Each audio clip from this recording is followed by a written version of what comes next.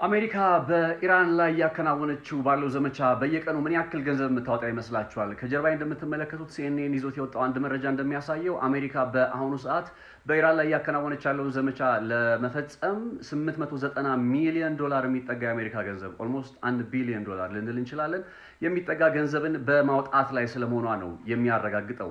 ሴንተር ፎር ስትራቴጂካል ኤንድ ኢንተርናሽናል ስተዲስ የሚል ተቋምን ምንጭ በማድረግ መረጃውን ይዞት የወጣው CNN የተባለው በሀገር አሜሪካ መቀመጫውን ያደረገው የዜና ማሰራጫ አሜሪካ በኢራን ላይ የፈጸመች ያለውን ጥቃት ለምሳሌ የአየር ጥቃት ለመፈጸም በየቀኑ $30 ሚሊዮን ታወጣለች። የባህር ኃይል የሚሰነዘሩ ጥቃቶች ደግሞ አሉ። ያንን ለመፈጸም ወደ $15 ሚሊዮን ታወጣለች።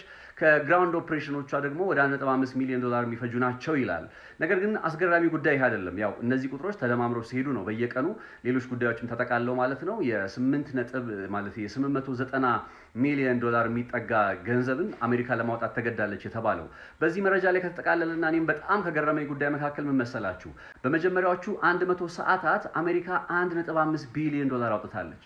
በመጀመሪያዎቹ 100 ሰዓታት ታዲያ ይህንን ያክል ጥቃት ለመፈጸም በመጀመሪያዎቹ 100 ሰዓታት ካወጣች በዛው ተመሳሳይ ጊዜ በኢራን የሚተኮሱ ድሮንና ሚሳኤሎችን ለማክሸፍ ምን ያክል ገንዘብ አወጣች ከተባለ ያወጣችው ገንዘብ $1.7 ቢሊዮን ነው። ኢራንን ለመምታት ከምታወጣው በላይ የኢራንን ሚሳኤል ለማክሸፍ የምታወጣው እጅጉኑ ከፍ ብሎ ይስተዋላል ማለት ነው።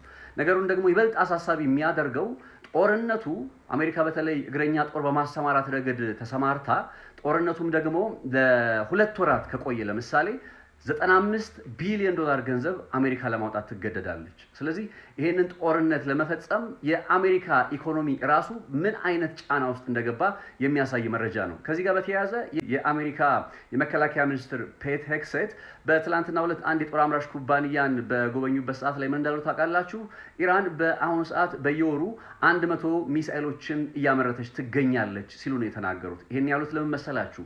የአሜሪካ የጦር መሳሪያ ፍላጎት አሁን ከፍ ብሎ ስለመጣ የጦር አምራች ኩባንያዎቹ ይህንን ፍላጎት እንዲያሟሉ በጣም በአስቸኳይ ነው ያሉት። እንዲያውም ፔት ሄግሴት በአስቸኳይ የጦር መሳሪያውን አቅርቡልን፣ የጸረ አየር ላይ ጥቃት መከላከያ ቴክኖሎጂውን አቅርቡልን ሲሉ ነው የተናገሩት።